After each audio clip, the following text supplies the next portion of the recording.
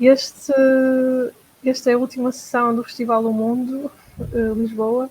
O Festival O Mundo é uma iniciativa de cidadãos que sentiram a necessidade, cidadãos e cidadãs que sentiram a necessidade de criar uma plataforma de encontro, troca de ideias e de visões para uma sociedade mais sustentável, mais cuidadora e regeneradora dos ecossistemas planetários dos quais dependemos. Durante o festival acabou na terça-feira, houve bastantes eventos muito interessantes e muitos deles podem encontrar as gravações no canal do YouTube do O Mundo Lisboa. Eu depois vou pôr no chat para quem quiser procurar. Esta é uma sessão sobre crescimento e a relação do crescimento com o Norte e o Sul globais. Era para ter acontecido na segunda-feira, mas por problemas técnicos tivemos que adiar para hoje. Eu estou aqui a apresentar a Rede para o Crescimento. A Rede é um coletivo de pessoas espalhadas por Portugal que pretende, entre outras coisas, espalhar ideias e práticas decrescentistas. Temos um boletim informativo mensal, o Caracol, e podem subscrever no site da Rede, que é decrescimento.pt. Também vamos pôr no chat. E se quiserem envolver neste coletivo, escrevam-nos e convidaremos para uma próxima reunião. Na Rede, já há algum tempo que andamos a pensar sobre esta questão do decrescimento em relação ao Sul e ao Norte global. É comum dizer-se que o decrescimento a ser aplicado deve ser só para o Norte global, os países mais ricos, os que mais exploraram. Mas será que não há nada a mudar no Sul global e nas relações entre estes dois polos?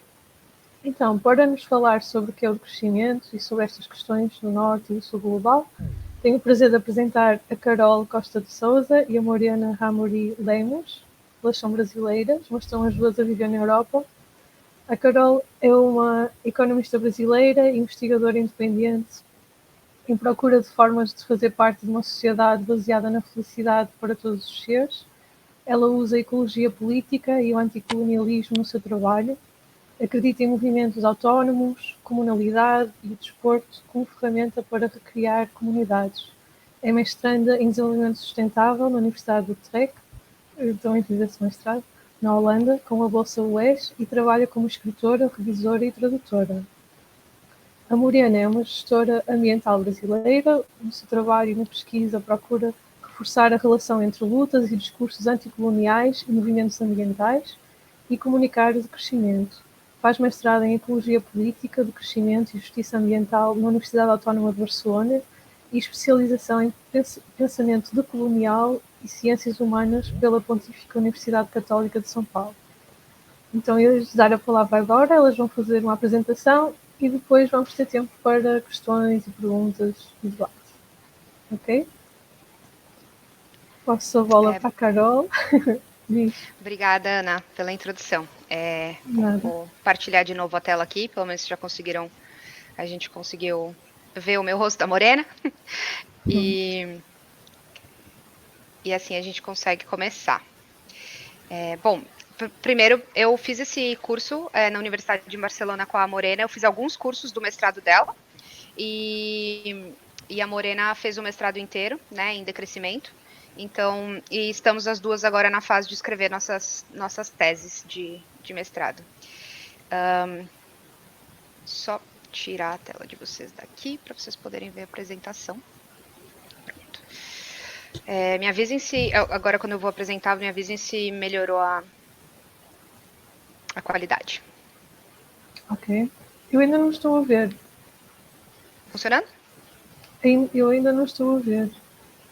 Morena? Para mim está funcionando normalmente, sim. Não sei o que é que está acontecendo. Está normal para você? Para mais alguém? Não estou a ver nada. Somos nós os dois. Eu estou vendo normal, bem focado. Ok, bom. Eu vou só fazer um update.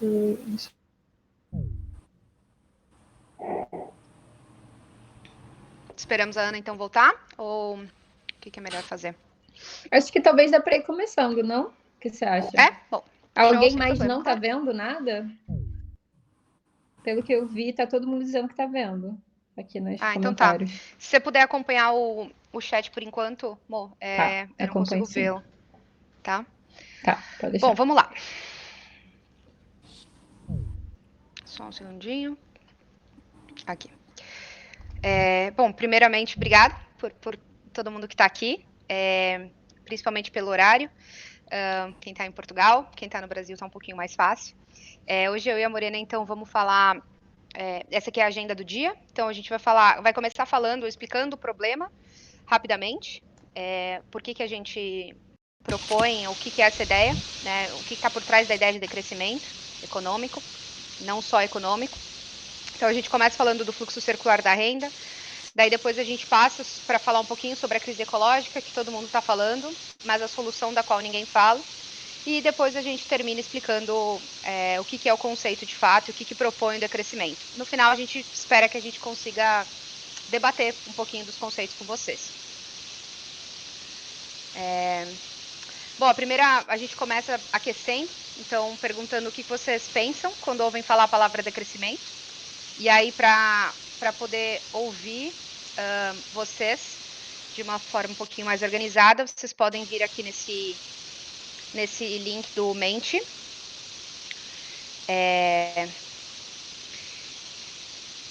Em www.mente.com e usar esse código. E aí você pode escrever o que você pensa, até 3 ideias, quando você ouve falar na palavra decrescimento.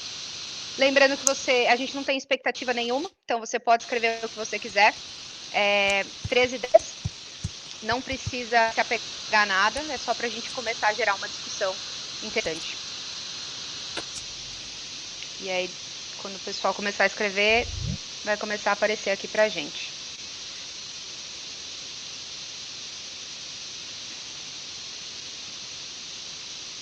Puseram o link no bate-papo? Onde é que puseram o link que eu não vejo? Coloquei no chat aqui. Desculpa, cliquei errado. Aqui.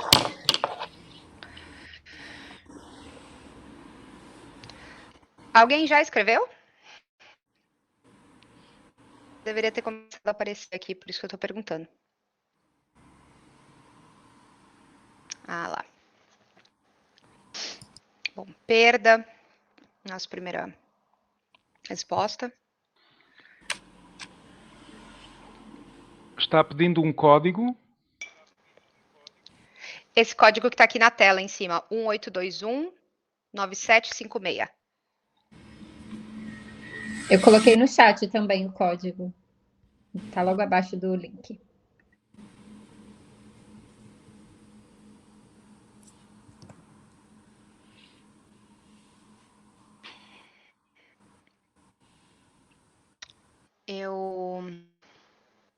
Ai, tá um pouquinho lento, mas tá vindo. Diminuir, ruptura, ser menos, prosperidade, alternativa, utopia. Acho que isso aqui representa bem as ideias em torno do decrescimento. Ótimo. A ideia é a gente debater, então, um pouquinho dessas palavras e a gente espera que no final da apresentação, vamos ver se vocês continuam exatamente com a mesma ideia, se as ideias mudaram. Vamos lá, então. Achei interessante o perda ali. Depois eu quero conversar sobre isso mais para o final. Gostei de uma afronta também. Já cliquei aqui para apresentar, mas o computador hoje está bastante lento, vivendo uma vida bem slow living ele. Deixa eu ver se consigo passar por aqui mesmo enquanto...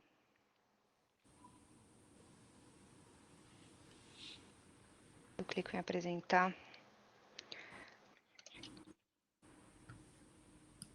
Tá um pouquinho travado meu computador, gente, me perdoem. Fechei um dos mentes para...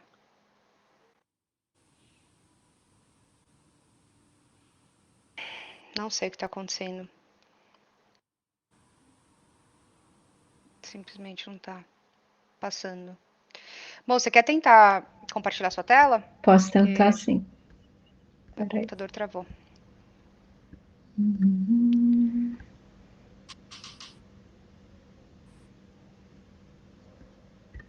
É nessas horas que eu penso que o pessoal acha que a tecnologia vai salvar a gente da crise ecológica. Tá aqui a tecnologia. Salva nada. Eu não sei como que... Ai, meu Deus.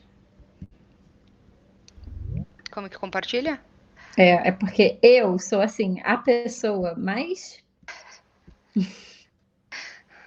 E nesse meio tempo eu tô tentando esperar, ó, minha tela, só que quando eu aperto apresentar, ela não faz nada. Tô apertando aqui, não faz nada. Não sei o que está acontecendo, de verdade. Que frustrante. Você não consegue fechar e abrir de novo? A apresentação, posso tentar. Talvez recarregar aqui, vamos ver. Desculpa, gente. A tecnologia não está ao nosso lado hoje. Tá se rebelando contra a mensagem que a gente vai passar. É, né? A gente sabe que a gente vai falar mal de avanço tecnológico, a tecnologia já está contra a gente. Não sei, eu recarreguei. Eu aperto apresentar. Simplesmente não funciona. Eu realmente não sei o que está acontecendo, gente. Tento passar a apresentação aqui também pela... Se você tentar fechar o Safari e abrir de novo, não vai? Vou tentar. Fechar tudo no Safari, talvez.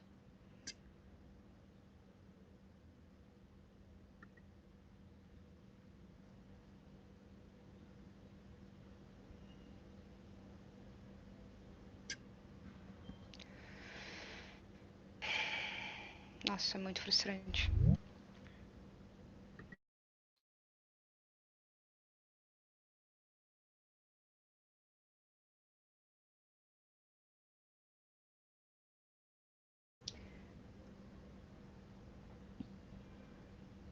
Você não conseguiu compartilhar a sua também, né? Não consegui.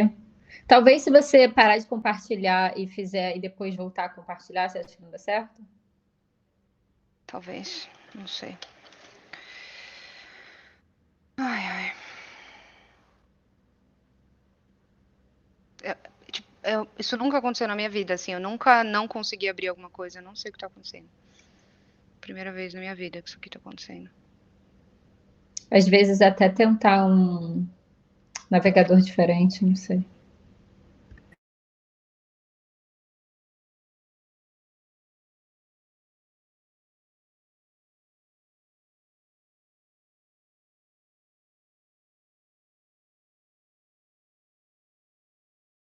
Tá aparecendo agora. Aí, acho que vai, hein? Vocês estão vendo, pessoal?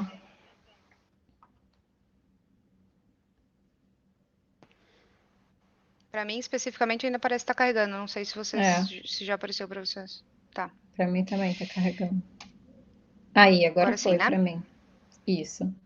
Vocês estão vendo a tela? Sim. Alguém Aí, comentou? agora deu certo. Show. Sim. Todo Maravilha. mundo tá Vamos lá, vendo. então. Bom, desculpem por isso. Vamos lá. Bom, se você já teve alguma aula de economia na vida, ou essa é uma das primeiras coisas que você aprende. Na verdade, eu tive aula sobre isso aqui no ensino médio ainda no Brasil, que é o infame fluxo circular da renda. Então, nessa representação, a gente tem a impressão que a economia ela funciona perfeitamente e de uma maneira circular, né?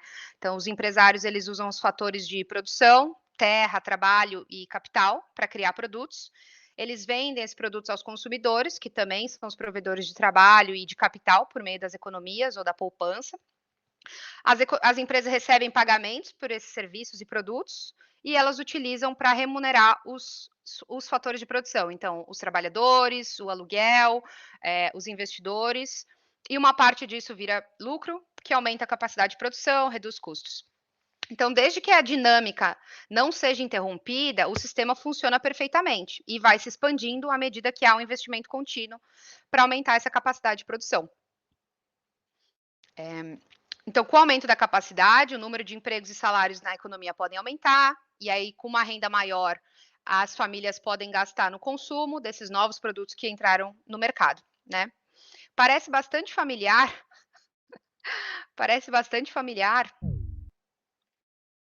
com esse fluxo que mostra como que a natureza funciona, que de fato funciona de forma circular, né? Esse fluxo aqui mostra como a natureza faz o ciclo dos nutrientes. Só que o fluxo circular da renda, ele não é circular. Na natureza não existe desperdício, não existe lixo. Mesmo o calor que a natureza gera, que é um subproduto ou um produto extra, ela serve um propósito no cinema. No sistema.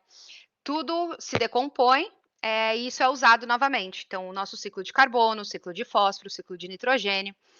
É por isso que a gente fala de alcançar uma economia circular, né? Para a gente se aproximar mais do que a natureza faz.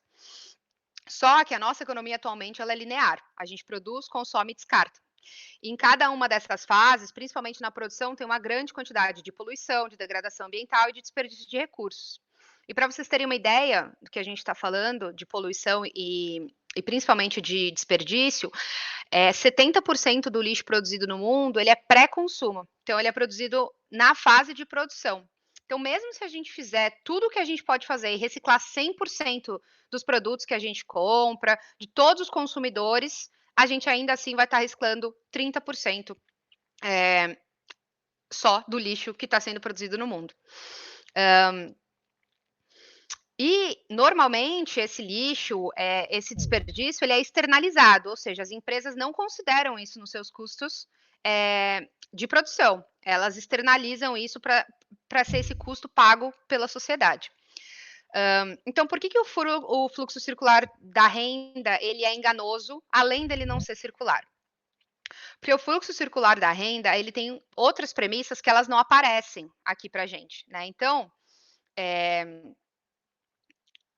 o fluxo circular da renda ele considera que a propriedade privada da terra e dos recursos naturais precisa existir. Então, você precisa ter pessoas que vão ser remuneradas simplesmente por ter terra ou por ter esses recursos.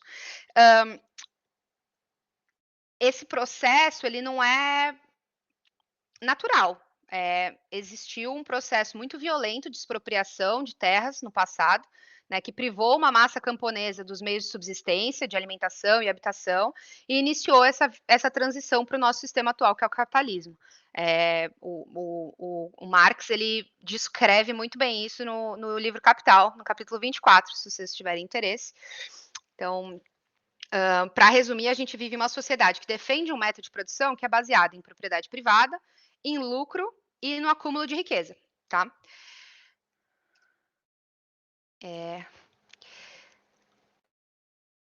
E aí, o que tem de errado com isso, né? Bom, essa pergunta é fácil de responder em alguns níveis, né? Além do que você já sabe, a gente tem uma crise climática em curso, né? E por que essa crise climática está acontecendo? Muito desse fluxo significa que você precisa estar sempre consumindo e criando mais produtos e mais recursos. Em algum momento, a gente não tem mais recurso na Terra, porque essa Terra é limitada, né? Mas, além disso, que normalmente, ou provavelmente vocês todos já sabem, tem mais algumas coisas importantes para a gente considerar. E aí eu tenho medo agora, porque a gente tem mais 2 mentes, e eu estou morrendo de medo da gente perder tudo que a gente está fazendo até agora. Mas acho que dá para a gente tentar, porque as perguntas que eu tinha aqui são: se alguma vez, eu vou fazer então para vocês pensarem em vocês mesmos, Faz e no a gente chat, não abre Carol, mente. talvez. Isso, pode ser então. Pede pra Bom, botar a no primeira chat. pergunta que eu tenho, se vocês quiserem responder, é uma pergunta um pouco pessoal, então por isso que a gente fazia no mente. Se vocês não quiserem responder, sem problema, é só vocês pensarem. Mas a pergunta é se vocês já sofreram alguma crise de ansiedade na vida, né? Então, se você já teve uma crise de insônia, se você já teve que tomar remédio para algum transtorno, pensamentos intrusivos, como que você lida ou lidou com crises mais fortes de ansiedade, se você já teve? Essa é a primeira pergunta. E aí a gente está falando aqui de felicidade, e a segunda delas é se você acha que a sua ansiedade ela tem alguma coisa a ver com o nosso sistema. E aí, se vocês quiserem se sentirem confortáveis, podem responder isso no chat.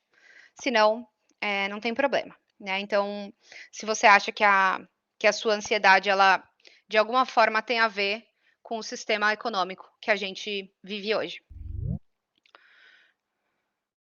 Vou dar 30 segundinhos para vocês pensarem sobre. Morena, vai me falando se a gente recebeu alguma resposta. Sim, a Gabriele falou que sim, a Ana também, Matias também, Nicole sim para as 2 perguntas. Beck, Tá sim, bom. para as duas perguntas, ainda em busca de como resolver as crises constantes. Acho que eu nem precisaria continuar necessariamente a apresentação, se essa é a ideia, mas eu vou continuar porque a gente se preparou bastante para fazer essa apresentação para vocês. Então, a questão é que no fluxo circular da renda, o lucro ele é a chave desse sistema, tanto para as famílias quanto para as empresas. Por que as famílias iam dar as economias para as empresas, né, com a sua poupança, que vai para o banco, esse banco empresta dinheiro para as empresas, em vez de simplesmente ficar com essas economias? Ou gastar o dinheiro em outros produtos? Porque normalmente elas esperam receber um retorno saudável sobre esse dinheiro, né? E esse retorno ele é criado a partir do fluxo de lucros que as empresas investiram. Então, as próprias empresas também, elas buscam lucro por vários motivos, né? Para investir em manutenção, para melhorias, para pagar os credores, para enriquecer os acionistas e também para melhorar continuamente a eficiência. E por que essas empresas precisam ser cada vez mais eficientes? Porque, do contrário, elas correm o risco de estar em desvantagem nas outras empresas, no mercado, em relação aos concorrentes. Então, elas vão ter preços mais altos, elas vão receber menos lucro, elas vão vender menos e elas vão à falência, né? Que é enfim, o que a gente teve, inclusive, muitas falências agora na pandemia, né? A partir disso, a gente consegue entender que a eficiência, ela impulsiona o crescimento. A eficiência, principalmente tecnológica, ela impulsiona o crescimento. Então, quando a gente reduz insumos de trabalho, os insumos de produção, a eficiência, ela diminui o custo dos bens. E isso tem o efeito de estimular a demanda e promover crescimento. Então, longe de atuar para reduzir o fluxo de mercadorias, que é um dos argumentos principais de quem defende o chamado capitalismo verde, que é a gente pode continuar no nosso mesmo sistema, desde que a gente tenha mais tecnologia, porque daí a gente vai virando cada vez mais eficiente. Na verdade, as novas tecnologias e produtos surgem continuamente e derrubam as tecnologias e produtos existentes.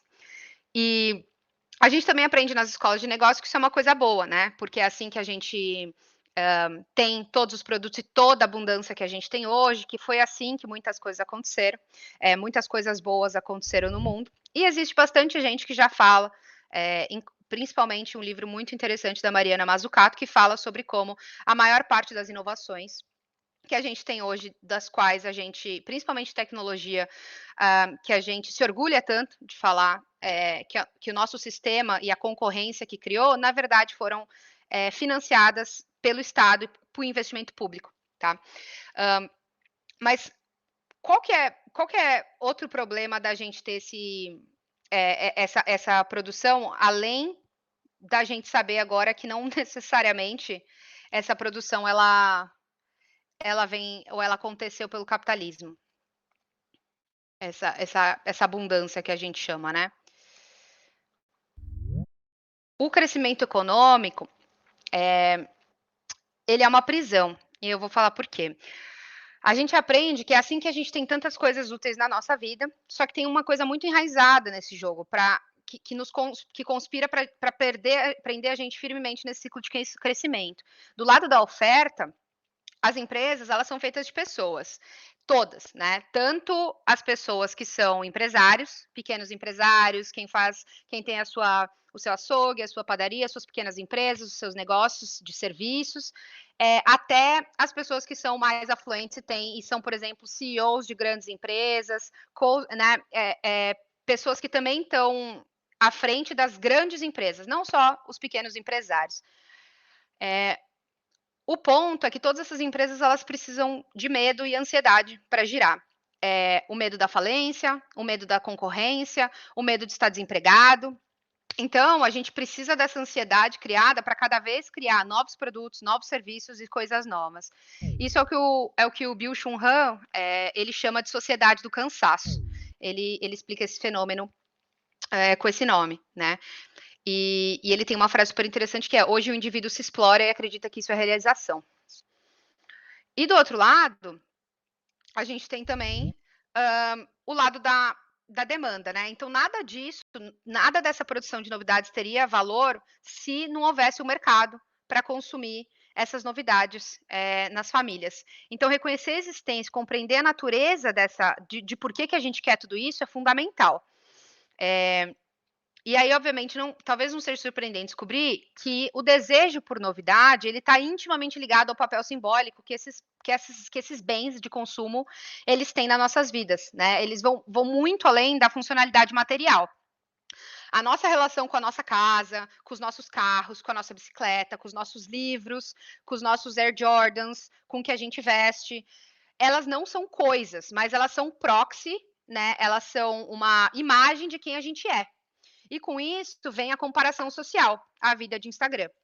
E hoje, as empresas, inclusive, usam essa economia da atenção, ou o que eles chamam de marketing de comportamento, para conseguir cada vez mais nos convencer dessa ideia também, né? E desse lado, o que isso gera, o que isso está sendo grandemente discutido agora com o papel do Facebook e tal. A gente, por outro lado, nessa demanda, a gente tem mais geração de ansiedade, depressão, essa comparação social que gera esses mesmos efeitos, né? O FOMO, que é o Fear of Missing Out. Então, é porque esses bens materiais são falhos, né? Eles não são o que nós somos, mas eles são uma forma substituta plausível dos nossos sonhos e aspirações, é que essa cultura de consumo ela funciona muito bem. E essa dinâmica social, mais do que trazer um florescimento de fato para a gente, ela serve para explicar por que o nosso desejo por bens materiais ele parece tão insaciável, por que a gente quer sempre mais. Porque toda hora a gente está preenchendo o vazio de uma existência ou de uma ansiedade que está sendo criada pelo próprio sistema com os produtos que esse sistema gera. Para vocês terem uma ideia de quanto isso é antigo, o Adam Smith, em 1776, escreveu no livro dele que chama A Riqueza das Nações, e é um dos principais livros que a gente estuda em economia, que uma camisa de linho não é, por exemplo, estritamente falando, uma necessidade da vida. Mas hoje, na maior parte da Europa, em 1776, um trabalhador diário ficaria envergonhado de aparecer em público sem uma camisa de linho, necessidade que denotaria aquele grau desgraçado de pobreza na qual, presume-se, ninguém pode mergulhar sem uma conduta extremamente má. Então, na verdade, o verdadeiro ciclo do capitalismo, ele não é aquele ciclo de renda, ele é um verdadeiro ciclo de uma gaiola de consumo. Então, de um lado, a gente tem pessoas que estão com medo de falir, com medo da competição e tem essa necessidade de inovar a todo custo, que inclusive foi também descrita pelo economista Joseph Schumpeter, que era o motor do capitalismo. E, por outro lado, as pessoas que têm medo de falhar, estão se comparando socialmente e acreditam que o que elas têm significa que aquilo é uma representação do que elas são. Então, esse sistema ele é movido por essa ansiedade e, num nível, ele funciona. Essa busca incessante de novidade, ela pode prejudicar o nosso bem-estar, como a gente está vivendo. Mas esse sistema ele permanece economicamente viável enquanto a liquidez for preservada e o consumo estiver aumentando. Só que ele entra em colapso quando qualquer uma dessas para. E, de novo, a gente pode ver como isso é verdade, como aconteceu na pandemia. Como o grande problema da pandemia foi quando o consumo precisou parar de diversos serviços, esse sistema começa a entrar em colapso. Então, esse é o verdadeiro fluxo circular da nossa economia, né? E aí, isso também é verdade para o nosso nível global. De um lado, a gente tem no norte o consumo de cada vez mais bens, há muito, muito tempo, principalmente desde a década de 50, desde do pós-guerra, que usa-se muita tecnologia para tudo, aumenta-se a produtividade às custas de recursos. E da onde esses recursos estão sendo extraídos? Eles estão sendo extraídos de matéria-prima que está no sul global. Então, você tem as minas de basicamente todos os recursos, e agora, com a economia verde, as minas também de lítio, por exemplo, sendo extraídas no sul global, com trabalhos extremamente extenuantes, com condições de trabalho extremamente precárias e termos de troca muito desiguais. Então, de um lado, a gente está exportando minério, que é um commodity, extremamente barato e com trabalhos análogos à escravidão em muitos países, e para sustentar o nível de consumo aqui do norte global. E é essa lógica aqui que a gente critica e chama de termos de troca desiguais ou uma relação ainda neocolonial, mesmo que agora a gente, em vez de estar extraindo carvão, a gente está extraindo lítio para fazer o carro aqui da BMW rodar e ser elétrico. Como é que a gente se liberta disso, né? Agora a Morena vai discutir com vocês, então, como é que a gente se liberta dessa gaiola. Obrigada, Carol. Eu vou pegar um pouquinho nessa parte que a Carol falou em relação à ansiedade. Vocês provavelmente já viram essa imagem antes, imagino que sim. Essas são os limites planetários, né? A teoria dos limites planetários. Em teoria, a gente tem esses nove tópicos e a gente deveria ficar. Se eu estiver falando muito rápido e estiver difícil de entender, gente, me avisa, tá bom? Levanta a mãozinha, me avisa que eu falo mais devagar, porque às vezes eu me empolgo e vou rápido demais.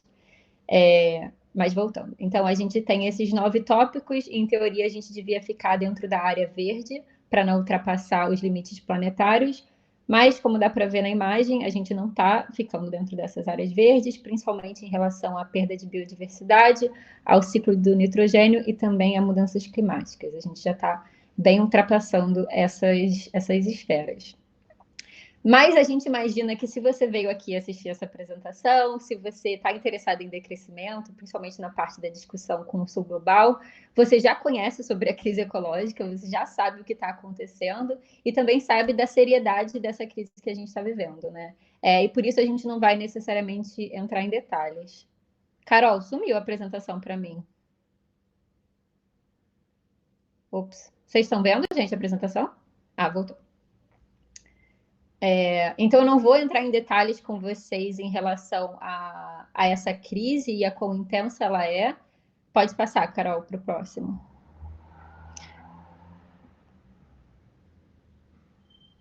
Carol? Oi, tô tentando. Tá. Eu vou continuar, então, enquanto você vai passando.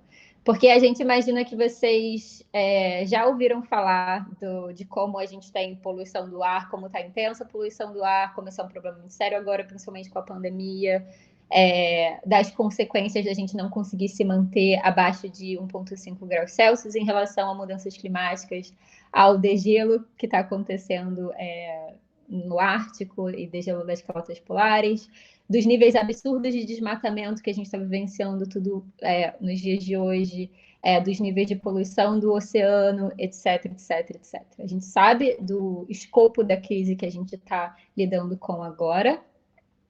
E muitas vezes o que acontece quando a gente tenta falar sobre soluções é que a gente entra numa narrativa que é uma narrativa muito usada, na verdade, pelo capitalismo, né? Que é essa narrativa da ansiedade. A gente fala sobre o tamanho do colapso da biodiversidade, o tamanho das mudanças climáticas, ou da crise, ou da pandemia, e tudo isso parece tão imenso e tão fora do nosso alcance de promover qualquer mudança. E tanto acadêmicos como políticos, ativistas, até o nosso querido David Attenborough está aí com um documentário na Netflix, que vocês devem ter visto, onde ele fala sobre o perigo da gente estar passando pelos pontos de inflexão, né, que são irreversíveis e que a gente não tem tempo a perder. E a gente concorda com tudo isso, com a importância de todos esses tópicos e da gente falar sobre eles, mas a gente também gostaria de ter assim uma pegada um pouco diferente, pegar um caminho diferente, que não é esse caminho que cria essa eco-ansiedade, né? Eu adoro esse termo, eco-anxiety, porque é bem como muitas vezes eu me sinto quando eu sou confrontada com essa crise. Nossa, não tem nada que eu possa fazer, tudo parece tão absurdo e tão grande. E a gente nunca vai conseguir mudar nada, a gente nunca vai conseguir nada diferente disso. E eu acho que isso também é um mecanismo do capitalismo, de fazer a gente achar que não existe nada além dele, nada além do que a gente está vivendo agora. E não é isso que a gente acha que isso não é verdade. Então, tá todo mundo falando desse problema, dessa crise, que faz a gente muitas vezes se sentir paralisado, mas, na verdade, tem soluções possíveis, e nem sempre a gente está falando dessas soluções. E é isso que a gente quer fazer hoje. Esse não é para ser mais uma apresentação que vai trazer para vocês essa ansiedade ecológica, mas a gente quer falar com vocês também sobre esperança e sobre a possibilidade de pensar em soluções que vão além dessas narrativas hegemônicas que a gente está acostumado a ouvir sobre. Então, antes da gente entrar nas soluções, eu queria só entrar um pouco mais nessa questão da crise e criticar ela um pouquinho para a gente poder puxar as nossas soluções a partir daí. Recentemente, a gente inventou um nome, né? A gente, quando eu digo o mundo acadêmico, científico, inventou um nome para esse momento que a gente está vivendo, o momento, a realidade que a gente está vivendo de desmatamento, poluição e de mudanças que estão sendo feitas na biosfera. como mudanças climáticas e etc. Vocês provavelmente já ouviram esse nome muitas vezes, seja na universidade de vocês ou até na mídia, porque ele está ganhando bastante fama recentemente, que é o antropoceno. Eu aposto que vocês já ouviram falar nesse termo antes. Mas se a gente analisar um pouquinho esse termo do antropoceno, que em teoria é essa nova era geológica em que a gente está entrando, onde as atividades humanas transformaram a Terra de uma forma que agora a gente está em uma nova era geológica, se a gente analisar um pouquinho mais a fundo esse termo, a gente vê que o antropo, ele faz referência ao homem, né? Aos humanos. E humanos, assim, como uma espécie, né? A espécie humana. Mas a gente sabe que os seres humanos, eles estão aqui no planeta Terra há muito tempo, né? Há milhares de anos. E se os seres humanos estão aqui na Terra há milhares de anos, mas essas atividades que causaram o que a gente hoje entende como antropoceno, elas começaram a acontecer há cerca de 50 ou centenas de anos atrás, então realmente é toda a espécie humana que está causando isso? É realmente um problema da humanidade, da espécie humana que está causando esse impacto e essa crise que a gente está... Ai, meu Deus. Que susto! Alguém está com o microfone. Ok. Desculpa, obrigada. Que susto, meu Deus. Retomando, gente. Foi bom para quem tava dormindo na apresentação acordou agora. Acho que eu vou usar essa técnica para fazer as pessoas acordarem na apresentação. Quem estiver dormindo. Alguém quer Good Times? Aquilo era uma música que se chama Good Times. Se calhar é uma mensagem subliminar. Sim, exatamente. Acho que sim, é bem em tune com a nossa apresentação. Enfim, então a gente está falando que realmente a gente acha que toda a espécie humana, que o ser humano é responsável pela crise que a gente está vivendo. E se não é todo o ser humano, toda a espécie humana, então por que a gente chama de antropoceno? Talvez a gente devia chamar de algumas pessoas em algumas partes do mundo ceno. Ou, se a gente quiser ser mais específico ainda, algumas pessoas em alguma parte do mundo, em um ponto específico na história ceno. E não toda a humanidade, né? Mas, então, por que a gente está tentando compartilhar essa responsabilidade por essa crise socioecológica com a humanidade inteira? O que isso traz para a gente? Se a gente entende que não todos os seres humanos contribuíram para essa crise da mesma forma, então quem é que contribuiu? Quem são essas algumas pessoas, algumas pessoas que eu falei no slide anterior? Quem que vocês pensam quando vocês pensam nessas algumas pessoas que contribuíram para isso? Onde eles moram? Vocês têm algumas sugestões, eu imagino. Tem muitos argumentos em relação a isso, tentando responder e essas perguntas. Vocês provavelmente já ouviram o argumento de que a causa da crise que a gente está vivendo, na verdade, é por causa do aumento de necessidade de energia, de uso de energia, né, de demanda de energia nos países pobres ou países que estão em desenvolvimento. Por exemplo, na China, alguns anos atrás, as pessoas andavam de bicicleta, agora as pessoas querem comprar carros. E aí, para produzir carros suficientes para a população chinesa, a gente precisa de mais recursos, de mais energia, e por isso a gente causa uma crise global. Outro argumento que a gente também escuta é em relação à superpopulação. Então, a gente tem seres humanos demais no planeta. Novamente, essas taxas altas de natalidade acontecem nos países pobres, então, que são os países que têm taxas mais altas de natalidade no momento. Então, como tem muitos seres humanos sendo colocados no planeta, nos países pobres, a gente coloca muita pressão no planeta e, por isso, a gente causa crise global. Eu espero do fundo do meu coração que depois dessa apresentação você nunca mais caia nesses argumentos, porque eles realmente não fazem muito sentido. A gente poderia entrar em detalhes em cada um deles, mas só isso daria toda uma outra apresentação. Quem sabe a gente pode fazer isso no futuro. Mas eu gosto muito de mostrar esse gráfico do Jason Hickel, que, para quem não conhece, é um escritor famoso do decrescimento, né? E eu gosto desse gráfico porque ele mostra a responsabilidade pela crise ecológica, ou pela crise climática, né? Então, tudo que você vê em verde mais escuro é o que a gente chama de norte global, e o que você vê em verde mais claro é o sul global. A gente já falou norte global e sul global aqui nessa apresentação algumas vezes, mas se você não está acostumado com esses termos, eu posso explicar rapidinho.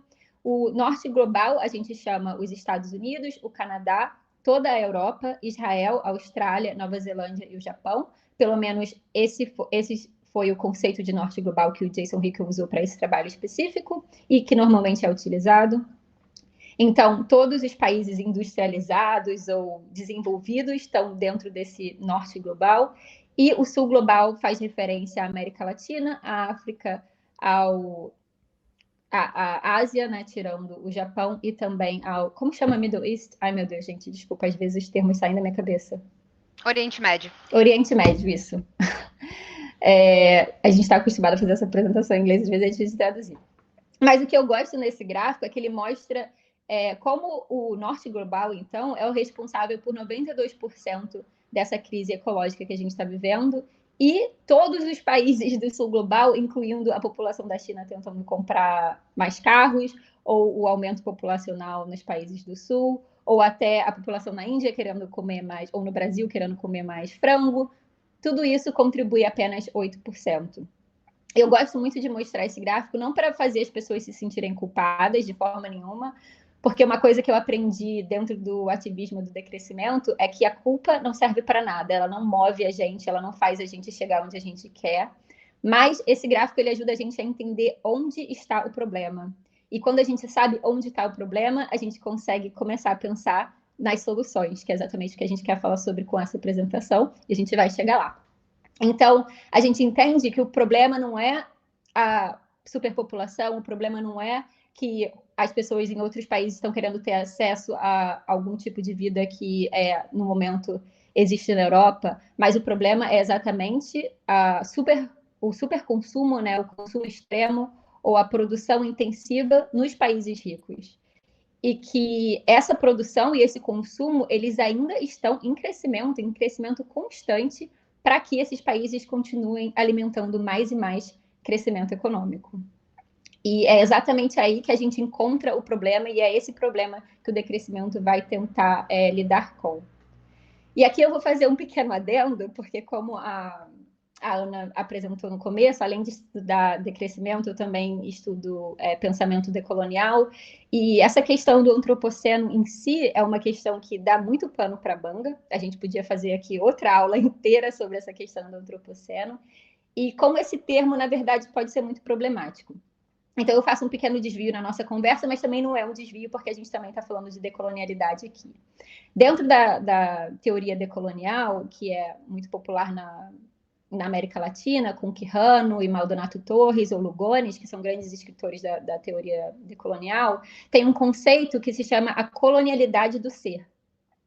E essa colonialidade do ser é a tentativa de transformar ou de classificar as pessoas que foram colonizadas em menos que seres humanos, ou em sub-humanos. Então, a ideia é que com o encontro colonial, o homem branco colonizador europeu se definiu como humano, como a representação do humano, e o ser colonizado, então, ele virou o não humano, mais próximo do animal.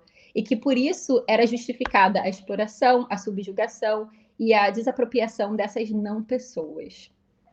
Para mim, isso se conecta um pouco com esse conceito do antropoceno, que eu expliquei antes, exatamente com essa ideia do antropo, da gente colocar a humanidade inteira dentro desse antropo e achar que é a humanidade inteira. Na verdade, isso se conecta com o sentido de que a humanidade, de acordo com essa visão colonial da humanidade, não é toda a humanidade. A humanidade é o homem branco europeu, esse ser iluminado que coloniza e que produz e que alcança esses avanços, né? Então, dentro desse antropoceno também tem de certa forma, essa ideia da colonialidade do ser. E tem um livro que eu tenho gostado muito, eu comecei a ler recentemente, ainda no outro slide, Carol, da Catherine Yusuf, que se chama... Eu vou fazer a tradução literal, porque eu não sei como foi traduzido o título em português, mas se chama 1 bilhão de antropocenos negros ou nenhum, onde ela critica essa questão do antropoceno também na ideia de tentar politizar a geologia. Então, ela diz que a geologia ela não é neutra, ela também é política. E que a ideia do antropoceno ela acaba tentando naturalizar e normalizar algumas relações de poder que existem dentro dessa atividade humana. Quando a gente diz que a atividade humana está mudando a biosfera ou está mudando a Terra, a gente está normalizando como se essa atividade humana não tivesse dentro dela várias relações de poder. E essas relações, elas não são neutras, elas envolvem exploração, envolvem coerção, envolvem desapropriação, envolvem escravidão e vários outros conceitos que não necessariamente a gente pensa sobre quando a gente lê no Antropoceno normalmente. E que até essa ideia de transformar a natureza num conceito de recurso, que é essa versão inanimada da natureza, é um recurso que você utiliza, que você explora, que você extrai, isso também tem efeitos e consequências sociais, porque para explorar um recurso você tem que tirar a população que está naquela terra, você está lidando com propriedade, você está lidando com vários conceitos que não são só geológicos, mas também são políticos. Enfim, gente, isso dá muito pano para manga, dá para a gente conversar sobre isso por muito tempo, mas também seria um outro adendo. Pode passar, Carol. Aí, a ideia da gente mostrar isso, como eu disse, não é criar nenhum conceito de culpa ou de vergonha. Então, se qualquer pessoa tem essa sensação de ansiedade ou de culpa ou de vergonha em relação à crise ecológica que a gente está vivendo, o mais importante é a gente deixar esse sentimento para lá, porque ele não é útil para a mudança que a gente quer fazer. A gente não quer criar mudança através de culpa e de vergonha. Até porque tudo isso que eu estou falando para vocês é uma notícia muito boa. E eu sei que não parece que é uma notícia boa, parece que eu estou falando ainda de um monte de desastre, de coisa ruim, de colonização e de pessoas que não são pessoas, mas isso é uma notícia boa e eu vou explicar por quê. Se antes, com essa narrativa do Antropoceno, a gente achava que a gente tinha que mudar a humanidade inteira, que o nosso problema estava na humanidade, agora a gente sabe que não, que a gente não precisa mudar a humanidade inteira, a gente precisa mudar algumas coisas específicas na forma como a gente se organiza. Eu gosto muito dessas frases do Daniel Quinn, que é um autor que eu gosto bastante, onde ele fala: nós não somos a humanidade, nós somos apenas uma cultura, entre centenas de milhares que viveram a sua visão nesse planeta e tiveram uma música. Não é a humanidade que precisa mudar, somos apenas nós. Aí, em uma entrevista que ele deu, ele também falou assim: humanos não geram resíduos tóxicos, mas a nossa cultura certamente gera. Humanos não são tóxicos para a face da Terra, mas a nossa cultura certamente é. É de vital importância para os nossos filhos saber que a maldição que precisa ser retirada da Terra não é a humanidade. É importante para eles saberem que podemos ser uma cultura condenada, mas não somos uma espécie condenada. É importante que eles entendam que não é o ser humano que está destruindo o mundo. É viver assim, dessa forma que a gente está vivendo, que está destruindo o mundo. É importante para eles saberem que os humanos viveram de outras maneiras. E aqui eu adiciono, existem humanos vivendo de outras maneiras nesse momento agora, principalmente no sul global, porque é importante para eles saberem que é possível viver de outras maneiras. Caso contrário, eles podem apenas repetir a mentira de que a única maneira de se parar de envenenar o mundo é se livrar da humanidade. Então, aqui, o que é muito importante é a gente lembrar que é possível viver de outras maneiras. Quando a gente acha que não é possível viver de outras maneiras, a gente cai de novo nessa ansiedade do capitalismo que faz a gente achar que não existe outra opção, que a única coisa que a gente tem é o que a gente está vivendo. Isso não é verdade. Então, se não é a humanidade inteira que a gente precisa mudar, o que é que a gente tem que mudar? Eu gosto de pensar no decrescimento, ou na ideia do decrescimento, como a ideia de mudar, é uma ideia radical de mudar exatamente essas estruturas, que são estruturas que estão destruindo o nosso planeta, estruturas da sociedade. Especificamente uma estrutura, que é a nossa obsessão com o crescimento econômico. E como que o decrescimento pretende fazer essa mudança? Pode passar, Carol. A gente sabe, então, que a gente não pode continuar extraindo cada vez mais e mais recursos do planeta, porque isso faz com que a gente ultrapasse as fronteiras planetárias, que eu mostrei no começo da apresentação. A gente sabe que a gente não pode continuar precisando cada vez de mais níveis de energia, então mais energia e mais energia, porque isso faz com que a gente emita mais gases de efeito estufa, contribua para a crise climática e também faz com que a gente use mais recursos. Se a gente estiver pensando no caso da energia verde, energia limpa, que pode não emitir tantos gases, mas ainda assim é muito baseada em recursos que vêm do sul global. E a gente sabe também, como a Carol explicou, que uma sociedade baseada no crescimento contínuo, no crescimento econômico, não necessariamente traz para a gente bem-estar. Na verdade, ela traz exploração em algumas partes do mundo e consumo e ansiedade exacerbados em outra parte do mundo. Se você vê nessas 3 frases que estão no slide, tem uma coisa em comum em relação a elas, que é exatamente essa questão do crescimento contínuo, do aumento. E se a gente não consegue manter e acompanhar esses aumentos, então o que a gente precisa fazer é exatamente diminuir, decrescer. E aí, quando a gente pensa, então, nessa questão entre sul e norte global, qual é a relação, então, do decrescimento para o sul global? Quais são as perspectivas de decrescimento para o sul global? Eu costumo dizer que existem 2 formas diferentes do decrescimento se relacionar com o sul global. A primeira forma é em relação ao que o decrescimento no norte precisa fazer para considerar a importância do sul global, considerar essa relação de dependência que foi estabelecida desde tempos coloniais. E a outra parte é em relação ao que o sul precisa fazer em si mesmo para também estar de acordo com também as ideias de decrescimento. Em relação ao norte, eu gosto muito dessa frase do Jason Hickel, de novo, tendo que citar ele mais uma vez, que é que não existe nenhuma proposta radical de alternativa econômica para o norte que não esteja relacionada a uma proposta ou um apoio de descolonização para o sul.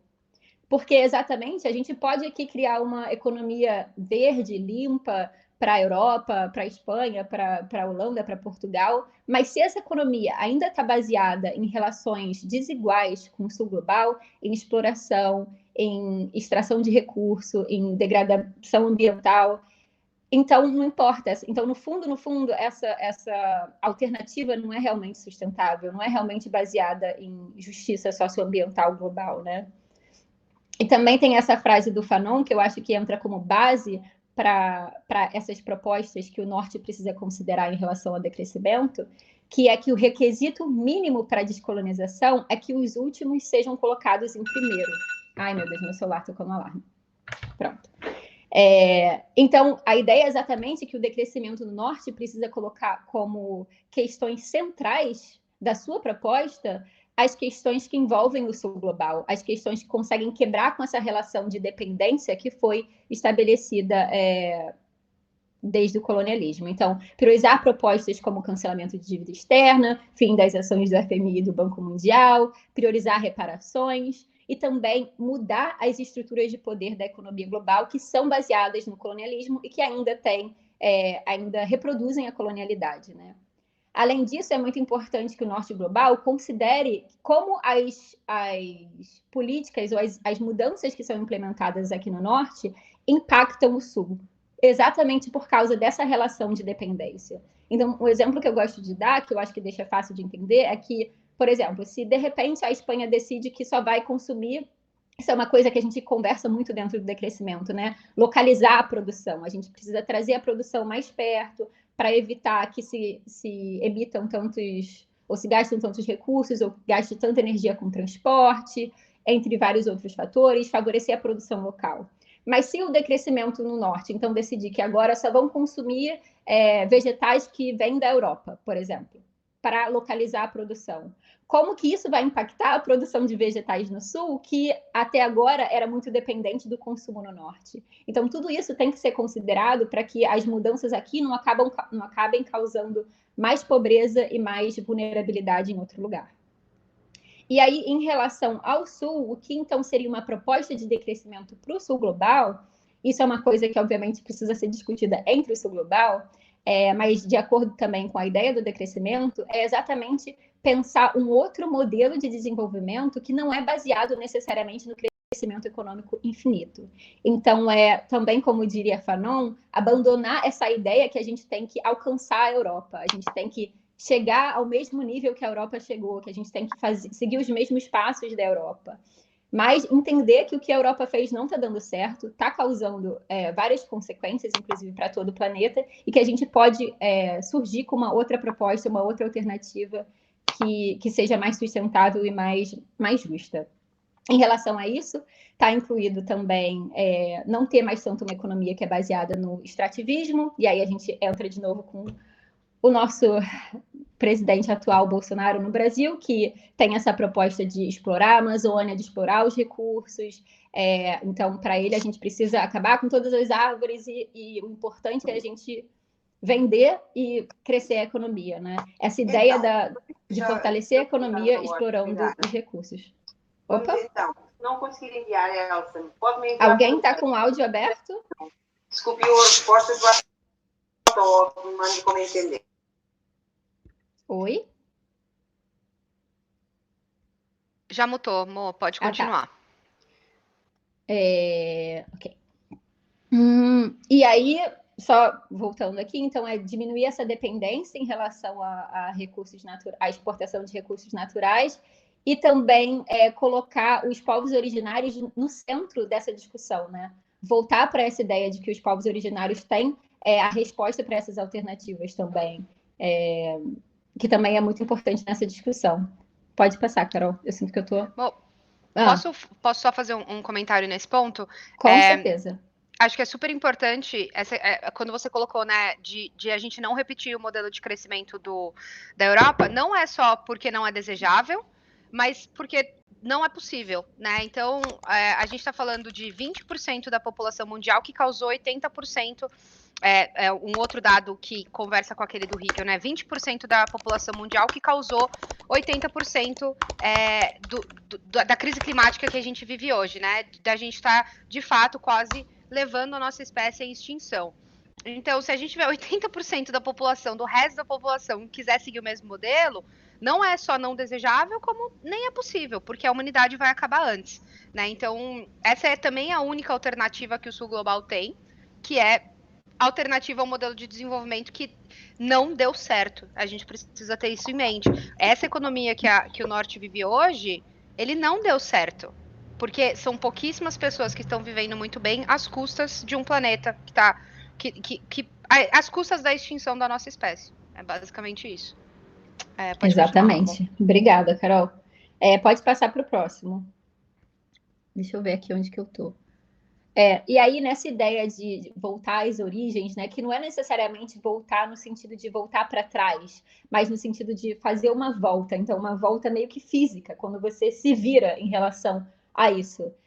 A gente teria a ideia também de voltar a uma questão mais de mutualismo e sair do individualismo, né? Essa também é uma proposta do decrescimento. Isso foi uma coisa que a gente viu muito agora com a pandemia, que em países que já tinham essa questão do mutualismo mais forte, que tinham essa questão fortalecida da cooperação social, eles lidaram muito melhor com a pandemia do que países que têm foco mais nesse individualismo, né?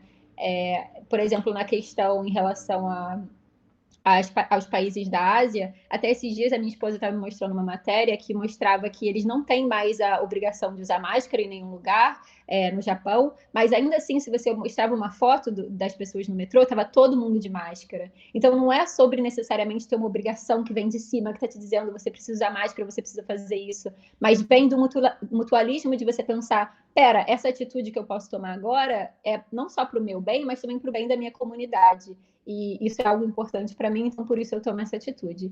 Isso também é uma das propostas centrais do decrescimento. Pode passar, Carol. E aí, muita gente tende a fazer essa confusão de achar que decrescimento é a mesma coisa que recessão, né?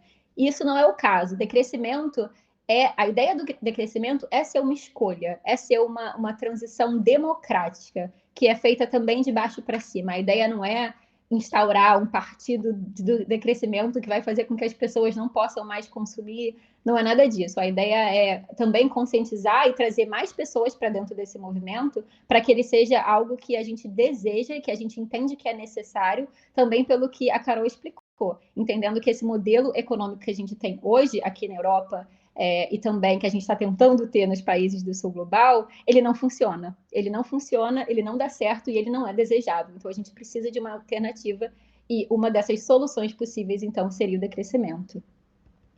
Pode passar. E aí, o objetivo principal do decrescimento, então, é alcançar essa justiça socioecológica global. E tem que ser global, eu gosto de focar no global e eu gosto de focar no democrático, porque é para todas as pessoas do mundo, e não adianta a gente fazer só em uma parte do mundo e deixar outra parte para trás. Tem que ser todo mundo e tem que ser de um jeito participatório.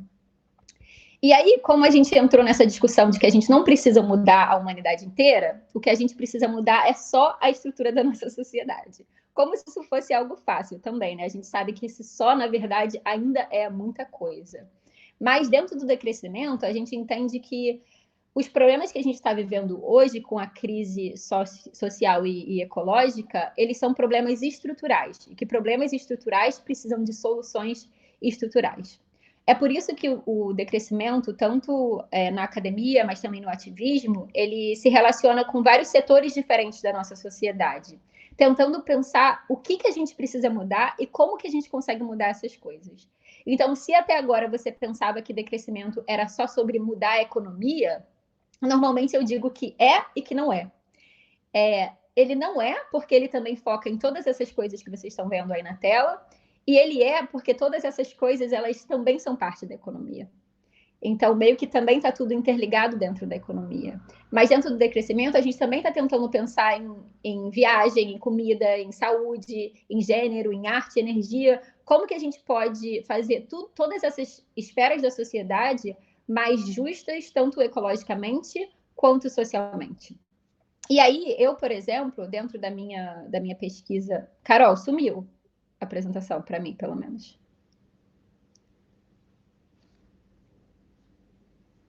Não sei o que acontece, mas às vezes só. Voltou. Dentro da minha pesquisa, dentro do decrescimento, eu, por exemplo, foco nos tópicos de decolonização, de dívida e de comércio internacional, principalmente. E aí a Carol, pode passar, Carol?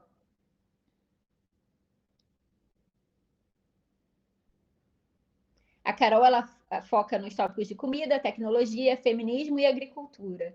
Então, pessoas diferentes que estão trabalhando com decrescimento estão focando em coisas diferentes também, porque não dá para a gente fazer tudo ao mesmo tempo, para exatamente achar uma forma de repensar esses setores da nossa sociedade e como a gente pode fazer eles funcionarem dentro de uma sociedade do decrescimento, né?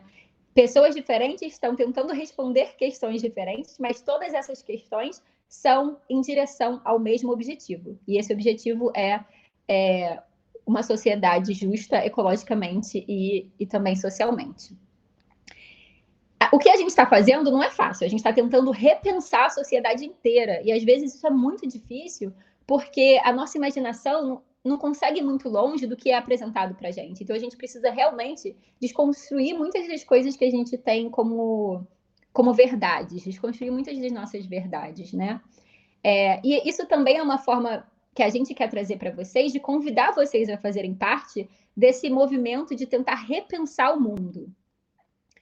Repensar o mundo onde essa justiça social e ecológica ela é uma realidade, né? Nesse mundo, como que a gente vai pensar em desemprego? Como que a gente vai lidar com educação nesse mundo? Com comércio externo, com migração, com cuidado? E o que a gente precisa fazer para conseguir chegar nesse mundo? Quais são as políticas que a gente precisa? Quais são as transformações que a gente precisa? A gente está tentando pensar no que a gente precisa mudar, e quando a gente sabe o que a gente precisa mudar, a gente também precisa saber como que a gente faz essa mudança acontecer, né? E aqui eu dividi em 4 formas diferentes que o decrescimento tenta promover essa mudança estrutural na sociedade. Uma dessas formas é através de políticas públicas. Um outro autor muito importante dentro do decrescimento, que vocês devem conhecer, que é o Giorgos Kallis, ele fala sobre esse conceito de políticas revolucionárias. Então, políticas públicas revolucionárias. Eu acho esse conceito interessante porque normalmente a gente pensa que políticas públicas são algo mais reformista, né? Uma forma de entrar dentro do sistema e tentar empurrar a nossa mudança. Mas ele diz que essas políticas públicas revolucionárias, elas têm um papel de também mudar a engrenagem da estrutura do sistema. Então, você fazer meio que por dentro do sistema, mas ao mesmo tempo entrar lá dentro e mudar o jeito que o sistema funciona. Aqui a gente destacou alguns exemplos, como, por exemplo, a renda básica universal, salário mínimo global, a renda máxima, o cancelamento da dívida, que também é um tópico muito importante quando a gente está discutindo em relação ao sul global. Mas várias dessas políticas públicas estão sendo discutidas e analisadas dentro do movimento e do estudo do decrescimento. para pensar em como elas podem ajudar a gente a fazer essa transição. E aí, outra parte muito importante dessa transição são os movimentos sociais, é claro, e movimentos sociais que têm uma conversa muito importante com o decrescimento, nesse caso, são muitos, mas aqui eu destaquei alguns, como o pós-extrativismo, a soberania alimentar, justiça climática, o movimento por reparações também, entre muitos outros.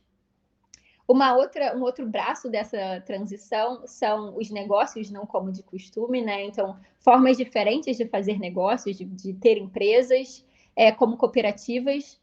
Tem uma matéria que saiu recentemente, muito interessante, eu vou compartilhar o link aqui com vocês, do Manga Bem, não sei se vocês conhecem esse site de notícias ambientais, e é uma matéria sobre uma cooperativa que tem no Brasil, onde eles criaram essa cooperativa a partir de uma situação muito vulnerável, onde as pessoas estavam plantando esse feijão que se chama favela, que é um feijão muito utilizado para produção de remédio para o coração, então a indústria farmacêutica tem muito interesse nesse feijão, e eles vendiam esse feijão por um preço tão barato que às vezes eles trocavam por sal o feijão, trocavam por quilo de sal, vários quilos de feijão por sal. Então, apesar de ser uma commodity que tinha muito valor, ela era vendida por um valor muito baixo. Até que essa cooperativa foi criada e agora tem milhares, acho que são 5.000 famílias que são parte dessa cooperativa. Eles conseguiram tirar quem estava no meio dessa relação, então agora eles fazem negócios direto com o consumidor, né, que produz o remédio. Consumidor não, a empresa que produz o remédio. E dessa forma eles conseguem ganhar muito mais. Eles pararam de usar aditivos químicos, então agora são orgânicos, porque eles estavam usando aditivos químicos para tentar baratear ainda mais a produção. Então foi uma cooperativa que realmente conseguiu transformar completamente a forma como aquelas pessoas lidavam com a produção. E eles, inclusive, ganharam um prêmio agora das Nações Unidas. Então é bem, bem legal. Eu vou tentar colocar o link aqui no chat para vocês. E aí, uma outra forma seria a simplicidade voluntária, que é mais difundida aqui no norte global, né? Que é exatamente essa ideia de você escolher viver uma vida mais simples, de você escolher tentar fugir desse ciclo que a Carol mostrou no começo da apresentação, e escolher consumir menos, escolher uma vida baseada na frugalidade e na convivialidade, que são conceitos também muito importantes para o decrescimento, e viver de uma forma mais sustentável, com limites autoimpostos, e entender limites não como uma coisa negativa, porque na nossa sociedade a gente tende a achar que limite é uma coisa ruim, né, dentro da sociedade capitalista. E dentro do decrescimento a gente tenta ressignificar essa ideia do limite. Tudo da natureza cresce, mas cresce até um ponto. Tudo tem um limite. A árvore não vai crescer para sempre, nada vai crescer para sempre. A gente também pode lidar com limites de uma forma positiva, né? Pode passar, Carol. E aí, voltando para essa questão importante que eu gosto de ressaltar no final da apresentação, a gente já está acabando agora, como todas essas políticas e essas formas de transformação que eu mostrei para vocês no slide anterior, dentro do decrescimento, é muito importante que elas sejam democráticas. Então, elas têm que começar com a mobilização da sociedade civil. Por isso também que eu e a Carol e outras pessoas do decrescimento, a gente é tão envolvida nessa ideia de espalhar a palavra do decrescimento, fazer comunicação do decrescimento. Exatamente porque a gente quer que mais e mais pessoas se envolvam, a gente quer que mais e mais pessoas entrem nesse time que está tentando repensar a nossa sociedade. A gente não quer de forma nenhuma que decrescimento seja algo imposto de cima para baixo, mas que seja algo que as pessoas entendam que é necessário e que é algo que a nossa sociedade está pedindo. E aí, voltando para esse clichê dessa frase zapatista que a gente ama, eu e a Carol no caso, mais do que tudo, a ideia do decrescimento é que a gente consegue ter vários mundos dentro desse mundo.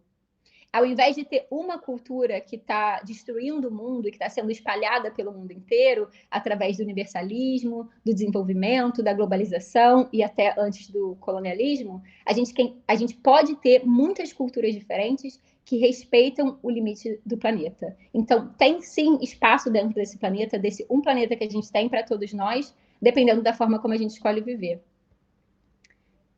E aí, eu queria acabar essa apresentação com algumas sugestões de livros. Se vocês quiserem tirar um print da tela, talvez possa ser útil. São alguns livros que a gente acha que são bem interessantes e importantes nesse tópico. Por exemplo, esse em verde que vocês estão vendo é o do Jason Hickel, que eu citei algumas vezes aqui. Esse do George Scalise, onde ele fala sobre as políticas públicas revolucionárias, também é bem interessante. Esse em azul, que é sobre decrescimento e movimentos sociais. Tem mais, né, Carol? Mais livro. Aí, ó. E mais alguns livros, se vocês quiserem se aprofundar mais nessa discussão de decrescimento, porque aqui foi bem uma introdução. E obrigada por terem ouvido. Espero que não tenha sido longo demais e que a gente possa discutir um pouquinho ainda. Gente, muito obrigada. Só para avisar, esse livro aqui de Lost Connections, ele fala bastante sobre essa relação de ansiedade e depressão. É super interessante, eu recomendo muito. E aí também ali o Sociedade do Cansaço também fala sobre isso. Então, mais relacionado à primeira parte da apresentação. E super obrigada pelo tempo de vocês. Desculpa pelo começo, né? Muito obrigada a nós. Foi excelente. Muito, muito boa a apresentação. E vocês estão num horário de 1 hora mais tarde, por isso, bem obrigada por isso. Temos agora cerca de 15 minutos para perguntas, questões. Se as pessoas puderem ser um pouco breves nas suas questões ou comentários, para podermos ter mais pessoas a participarem. Se quiserem, podem simplesmente falar ou pôr no chat, escrever no chat que querem falar e vamos passando por ordem. Eu gostei muito. Também esse livro Lost Connections também o li há poucos anos e adorei porque fala-se muito de saúde mental, depressão e isso. Isso foi o único livro que eu li que explicava a depressão e esses problemas de saúde mental de uma forma estrutural, não é? Indo a várias aspectos sociais e culturais e estruturais do sistema que causam esses problemas de saúde mental. Então, temos aqui tanta gente, ninguém ficou com dúvidas, perguntas? Eu gostava de colocar uma questão. Força, Jorge, diz. É muito simples. E é, de certa maneira, de provocação. O Norte e o Sul globais existem dentro do Norte e dentro do Sul. Porque, como vocês dizem, há muitos mundos dentro dos mundos. E, portanto, essa divisão entre o Norte e o Sul, eu embirro um pouco com a palavra, ou com o conceito geográfico do Norte e do Sul, porque em Portugal, e nos Estados Unidos, não é preciso também ir, e agora no Afeganistão, ou não sei o quê, quer dizer, há nesses países e nessas regiões tantas desigualdades que o Norte e o Sul coexistem. Obrigada, Jorge.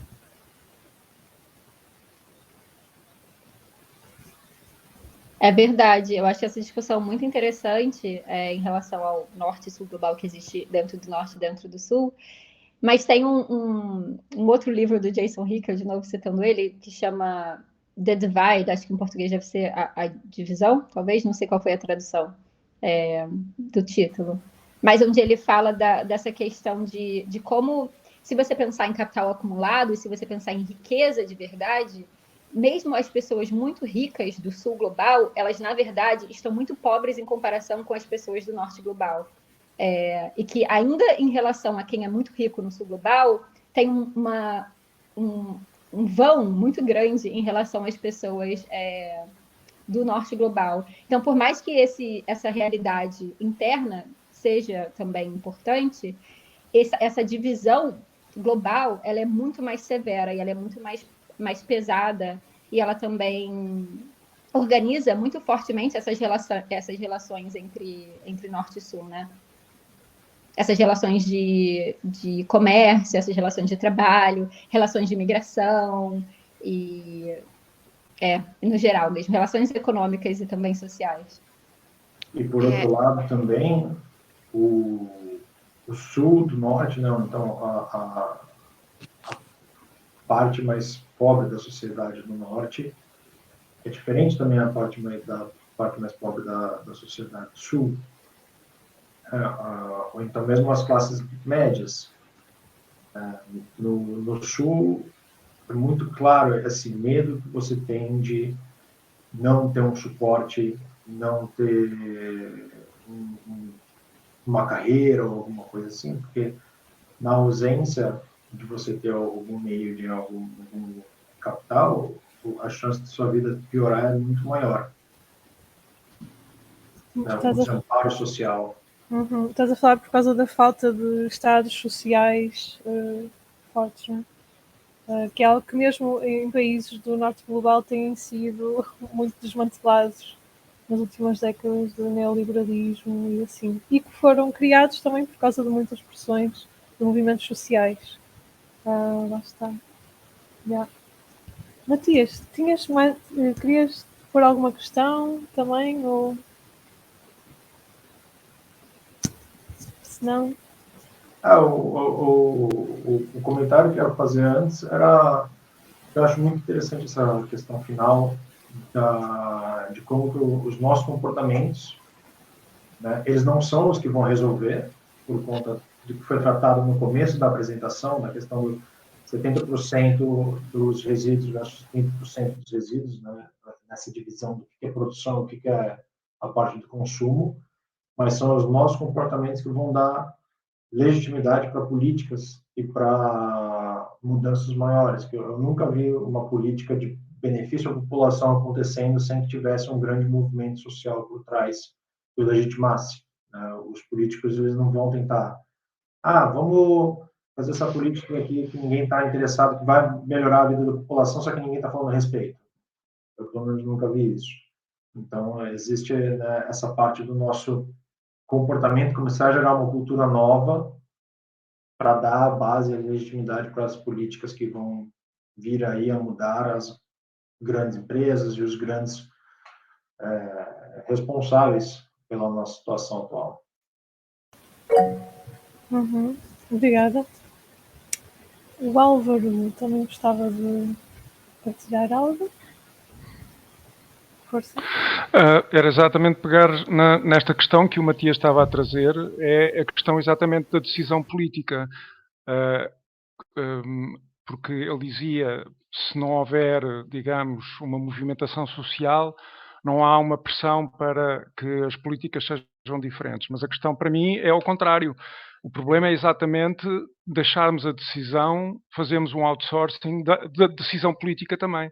Se não houver, de facto, uma democratização radical, ou seja, se a democracia não passar a ser uma democracia verdadeiramente participativa, então não vai haver mudança de facto, porque nós já sabemos porque é que os representantes, os nossos representantes eleitos não tomam as decisões que eram precisas.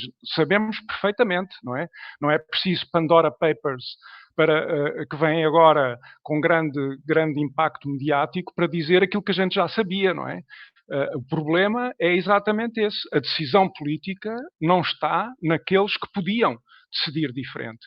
E aí é que eu sinto que, de facto, precisamos de um ecossistema de pessoas, de instituições, de movimentos sociais que não existe. O problema é exatamente esse.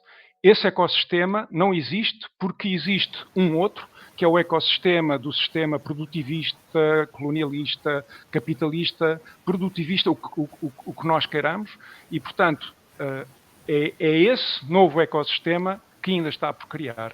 E esse, para mim, é que é um dos grandes desafios, para além das questões que vocês trouxeram, e agradeço imenso. A vossa apresentação é excelente, realmente um bocadinho longa só, porque agora ficamos aqui um bocadinho apertados para poder agora realmente ter aqui uma conversa, e é exatamente isso também. O desafio do decrescimento é também este tempo para conversar, e nós precisamos de reclamar este tempo, porque estão sempre a tirar-nos esse tempo, e nós também tiramos esse tempo, porque há sempre urgente, temos sempre muita coisa para fazer. Exatamente, precisamos de reclamar esse tempo, reclamar esse lugar para criar estes ecossistemas, senão nada vai mudar. É essa a minha mensagem. Obrigado. Obrigada, Álvaro. Carol, queres responder? Quero. Eu concordo, Álvaro, com você, com o ponto principal de que essa democratização radical ela é necessária, porque a gente não pode esperar que essas políticas públicas vão simplesmente acontecer, nem que seja se houver manifestação popular. Então eu acho que a manifestação popular ela é condição necessária, concordando com o Matias, mas ela não é suficiente. Mesmo que haja essa condição, a gente ainda precisa de uma democracia que realmente funcione, né? Porque se isso fosse a verdade, a gente teria muito mais políticas acontecendo no mundo pró o que a gente está discutindo. Mas o que eu discordo do que você falou é que eu acho que esses movimentos eles já existem, eles florescem. O que, na minha visão, acontece é que existe um apagamento muito forte. O sistema ele é muito bom em se procriar, ele é muito bom em se manter resistente. Então, ele cria estruturas que apagam a existência desses movimentos que já existem. Essa é a minha visão. Os índios, né, as comunidades indígenas, muitas comunidades originárias, elas existem e estão resistindo desde sempre. Né? Elas, como a Ailton Krenak brasileiro fala, para eles o mundo já acabou faz 500 anos, mas eles continuam resistindo. Então, a gente talvez tenha uma grande parte de aprender com essas comunidades também a como fazer resistência, a como mudar. Esse é um ponto que eu gostaria de colocar. E o segundo é que eu gosto muito também da ideia das estratégias de desertação.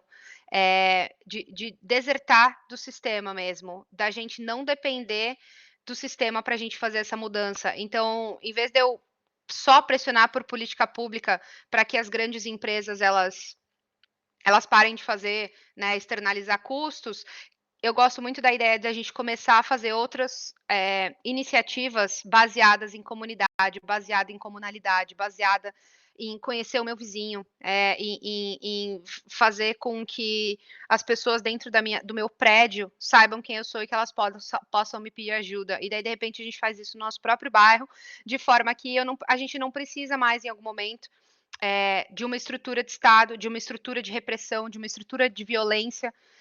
Então, eu acredito muito nesse conceito de desertar um pouco o sistema, e esse é um conceito, na verdade, que o David Graeber, que é um anarquista incrível, que infelizmente faleceu ano passado, que fala sobre isso, sobre a gente desertar o sistema, né?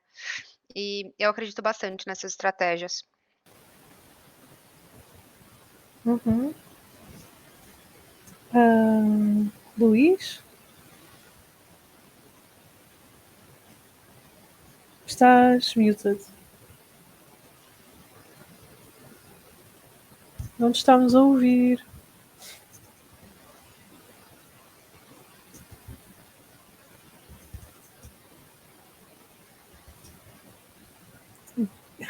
O teu microfone.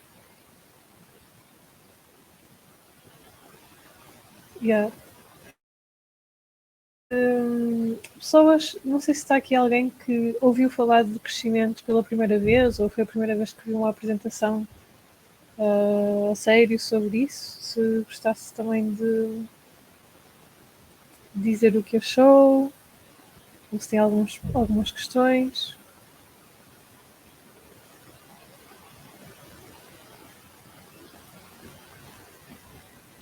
Nesse meio tempo, eu gostaria de falar que a nossa apresentação era só para durar menos de 1 hora e a gente ter mais espaço, mas a gente teve muitos problemas técnicos no começo. 20 minutos de problemas. Foi. Era para ter sido mais rápido, né, do que foi. Com certeza, a gente teve muito problema, infelizmente, mas eu concordo plenamente com o Álvaro de que, acho que foi o Álvaro, né, que falou, de que o nosso objetivo é que aqui jaz a verdadeira força, né, é a gente gerar essas discussões. Sim. E falando também nessa questão que o Álvaro falou no final do tempo, uma pergunta que eu recebo muito quando eu estou falando sobre decrescimento, e até dentro do mestrado que eu estou fazendo, terminando agora, vinha muito essa questão em relação a gente não tem tempo, a gente tem que resolver a crise climática, a gente tem que resolver a crise ecológica logo. A gente não tem tempo para decrescimento, a gente não tem tempo para decrescimento decolonial. Nossa, como que a gente vai ter tempo para isso? E, de novo, essa narrativa da eficiência, da rapidez, do que a gente tem que resolver logo. E como é importante a gente tirar esse tempo para fazer as coisas bem feitas, né? Para realmente chegar no resultado que a gente quer, ao invés de só pegar o caminho mais rápido e, na verdade, ter que voltar depois e acabar levando mais tempo ainda, porque a gente não chegou onde a gente queria. Acho que o Luís quer falar ainda, não? Uhum. Vais tentar outra vez, Luís? Yes. Eu vou tentar, estão a ouvir? Boa. Eu tenho Sim. aqui, o meu computador faz um barulhão, mas pronto, vai ter que sobreviver nos próximos tempos. Em relação à questão de estratégias de desertação, eu acho muito interessante. Acho interessante também que temos de fazer de tudo um pouco. Porque, por exemplo, estratégias de desertação, eu gostei muito da parte das políticas públicas revolucionárias, acho que foi assim que se falou. Temos que ter essa parte também, porque eu às vezes noto que queremos desertar, mas desertar deixamos um bocado as coisas nas mãos ou seja, temos que ter a capacidade também de facilitar a mudança, não é?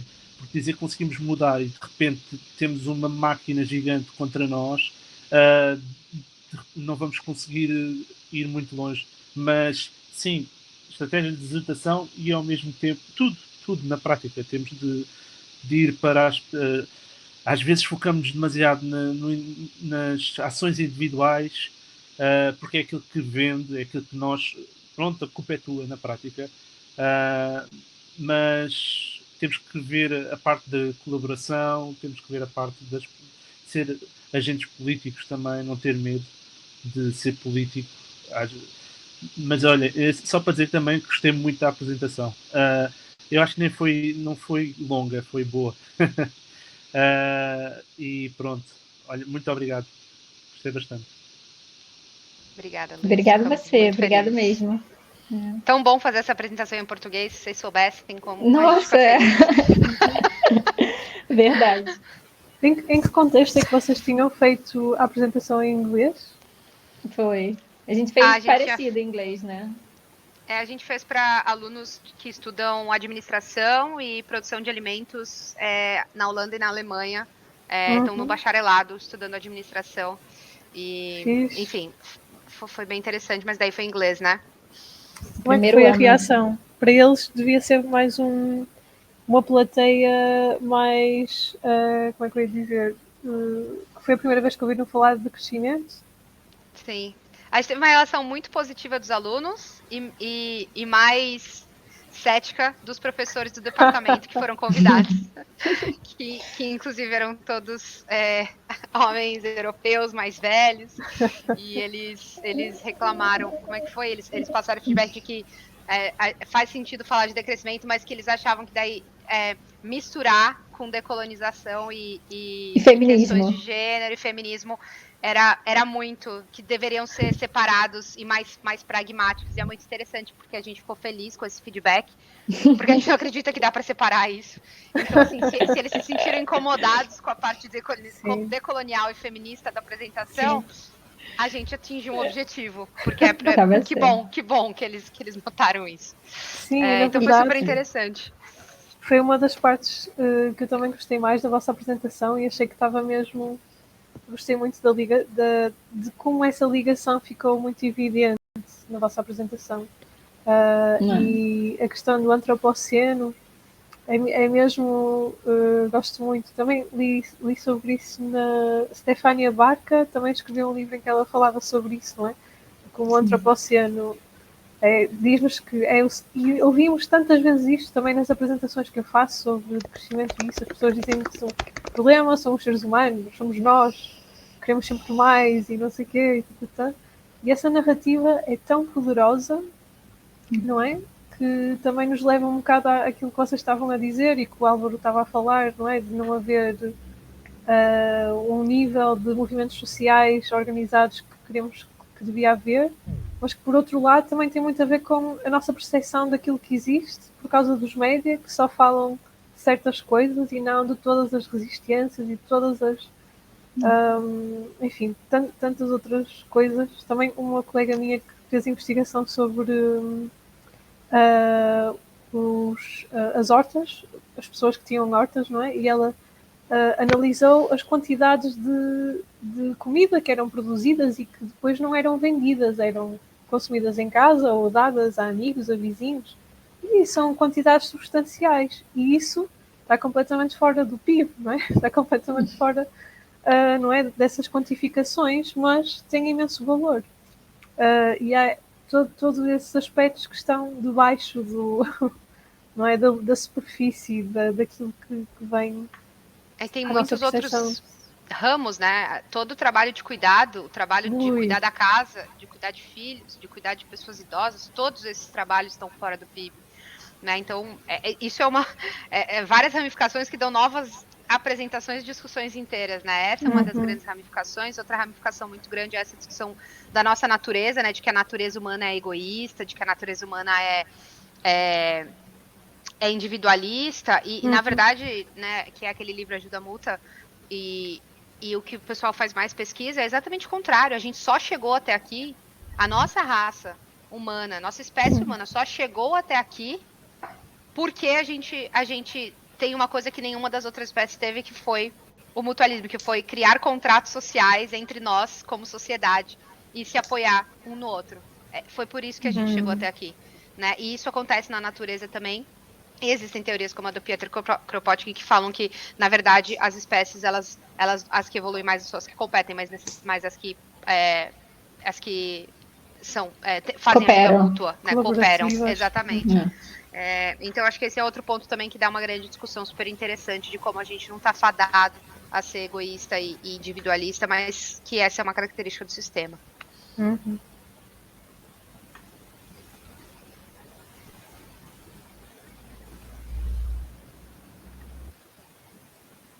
Morena, queres acrescentar algo? Muita coisa, né? Eu acho que é isso. O que a gente fica pensando é que dá para fazer várias apresentações diferentes, né? Quando a gente estava preparando essa apresentação, a gente conversou muito sobre essa ideia do homo economicus, essa ideia da competição e como isso é tão enraizado na gente, né? E até para a gente, dentro do decrescimento, a gente fica com... A gente tem também limitações de conseguir imaginar as coisas. Porque a gente está tão dentro disso que às vezes a gente cai nessa mesma engrenagem de não conseguir imaginar esse mundo possível. E de ter que fazer um esforço tão grande porque está tão fora do nosso escopo. E eu acho interessante também porque quando a gente preparou essa aula, essa apresentação, para apresentar em inglês, né, para a universidade lá na Holanda, a gente pensou em como uma introdução ao decrescimento. E aí a gente tinha que pensar, caramba, o que a gente vai falar sobre decrescimento para essas pessoas que nunca ouviram falar de decrescimento? Não é uma coisa fácil. Como que você chega até o decrescimento para explicar para as pessoas? E tem tantos caminhos diferentes que você pode tomar em relação a essa questão de competição, em relação à crise e o antropoceno, em relação a crescimento verde. A gente também, na outra apresentação que a gente fez, falou muito sobre essa ideia do crescimento verde, como o decrescimento critica essa ideia e é uma alternativa a essa ideia. E aí a ideia é poder compartilhar isso com mais gente, né? A ideia dessa apresentação, dessa aula que a gente fez, é poder compartilhar mais as ideias do decrescimento com mais gente. Vocês sabem de grupos no Brasil que trabalhem, ativistas ou assim, que trabalhem neste tema? Diretamente relacionado a decrescimento explicitamente, eu sinceramente não sei. Existem alguns grupos tipo de estudo, algumas coisas assim, mas é bem incipiente. Eu e a Carol, a gente tem essa ideia de conseguir dar essa aula, essa apresentação em algumas universidades no Brasil também, exatamente para trazer as pessoas a bordo, né? A gente precisa de mais gente, porque a mudança que a gente quer fazer não é uma mudança simples nem fácil. Então a gente precisa de muita gente para conseguir fazer essa mudança, e a gente acha que as pessoas no Sul Global também têm um papel muito importante, uma contribuição muito importante a fazer. Então, tudo dando certo, a gente vai fazer essa apresentação em mais universidades no Brasil e vai trazer mais gente de lá para o decrescimento. Boa, fantástico. Podem criar também a rede para o decrescimento no Brasil. Sim. Então, essa é uma discussão interessante, né? Porque eu realmente acho que a palavra decrescimento ainda no Sul Global, principalmente no Brasil, é uma palavra que assusta muito mais. No Brasil, o que a gente tem tido muito é o crescimento do conceito de bem viver, que é um conceito completamente análogo, um conceito muito ligado, mas é algo que está sendo muito mais utilizado como conceito, né? O buen vivir em espanhol na América Latina e o bem viver no Brasil. Então eu enxergo mais o conceito de bem viver e mais próximo à nossa realidade no Brasil do que a palavra. Eu acho que o movimento é o mesmo, A ideia do movimento é o mesmo, mas a palavra decrescimento ainda é difícil de trazer no Brasil, Exato. porque, enfim, por motivos óbvios, porque decrescer no Brasil ainda, o nível de renda da população média é muito diferente de você falar de decrescimento aqui na Europa, onde a gente está, né? Então eu gosto muito mais do conceito de bem viver, ao menos no sul global, como mais fácil de compreender do que a gente está falando. Uhum. Como é que descreverias o conceito de bom viver, bem viver? Assim, eu não vejo nenhuma diferença com tudo que a gente Ok. está falando aqui. Nenhuma. A gente está falando basicamente dos mesmos princípios e da mesma ideia. Mas se a gente for discutir um pouco da onde veio isso, né? Aí ele vem do conceito de buen vivir ou diversos conceitos em linguagem. Na Bolívia, acho que o nome do conceito é Sumacumana. Sumacaçai. Sumacaçai. Caçai é no Equador, não é? Acho que sim. na Bolívia é Sumacumana. Enfim, de outros, de povos indígenas, ou de línguas que não são nem espanhol nem português. E a ideia nasce dessas experiências de viver fora de um sistema que não é um capitalismo, né? Ou a margem desse sistema capitalista, né? Porque essas comunidades estão sempre lutando e resistindo a serem engolfadas e devoradas por esse sistema, né? Dentro dos seus países, dos seus estados e nações também, né? Então, na América Latina, pelo menos, o conceito de bem viver, ele vem do conceito de buen vivir, que por sua vez vem desses conceitos de povos indígenas. Isso é um aspecto em que... Vocês estão gravando, passei metade do negócio já. E aí depois não tá gravando. Aí eu falo... Acho que não é sobre... Não. Não, já... não, acho que não. Pode falar, né? Isso é uma vantagem do sul global, é ainda ter comunidades indígenas. Isto é muito difícil de falar deste assunto, não é? Mas de ter experiências vividas e reais e ainda disseminadas de viver mais à parte do capitalismo, não é? O capitalismo ainda não conquistou tudo, como no norte global, que é muito mais difícil. Sim, é verdade. A Europa já não tem povos indígenas, mas existem muitas formas de viver na Europa que ainda se aproximam de algo que podia ser recuperado. É preciso não esquecer que Portugal, até há pouco tempo, e eu não estou a falar, obviamente, apenas da agricultura de subsistência, que está muito associada a pessoas que viviam em pobreza, mas estou a falar em modos de estar no território, em relação com o território, que estão em vias de se perder, mas que ainda existe memória dessas formas de viver. É diferente, obviamente, das cosmovisões indígenas, de muitos povos chamados povos originários no Brasil, mas de facto isso é uma realidade que em alguns países, como em Portugal, num certo interior de Portugal, que ainda lá está. É uma memória que está prestes a perder-se. Muitas práticas já estão praticamente extintas, infelizmente, mas isso é uma memória que ainda está nas pessoas vivas, ok? E só para dizer que há um capítulo sobre o buen vivir naquele vocabulário do decrescimento que foi editado, portanto há uma versão brasileira que está disponível na internet e existe um capítulo dedicado ao buen vivir.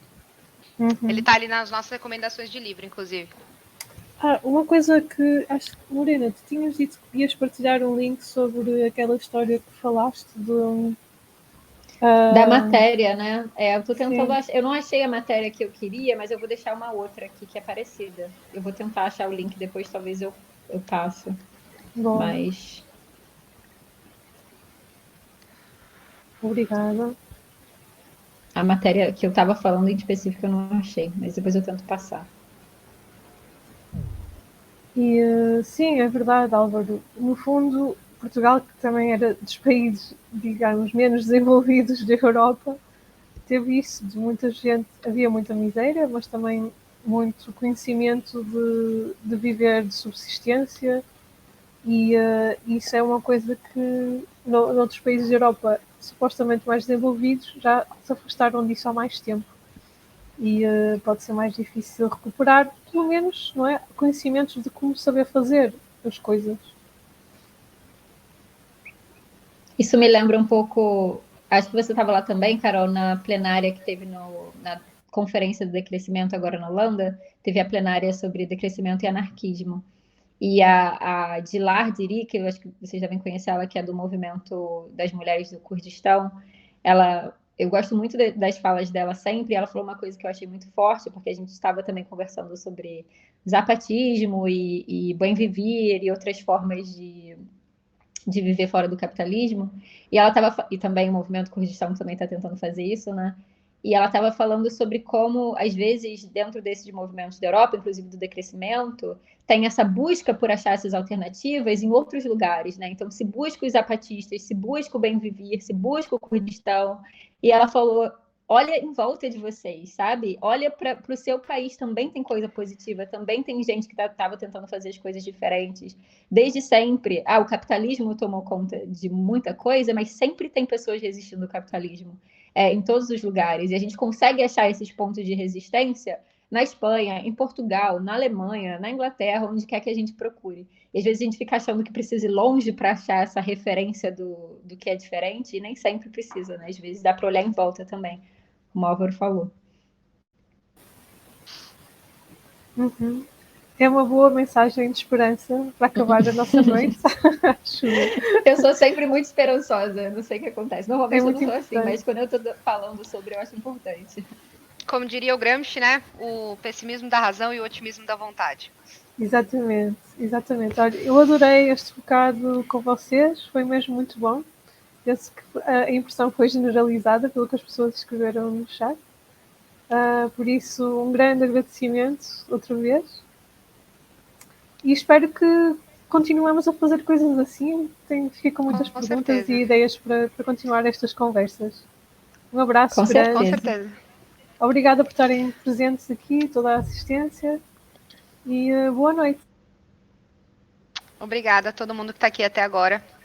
E muito, muito obrigada pelo convite. Contem conosco se precisarem de mais alguma coisa. Um abraço. Sim, obrigada. Estamos disponíveis. Obrigada, gente. Eu sei que está tarde, que foi longo, mas muito obrigada por terem ficado para a discussão. Foi muito legal para a gente também. Obrigado. Então. Obrigado. Boa noite. Boa noite. Obrigada, boa noite.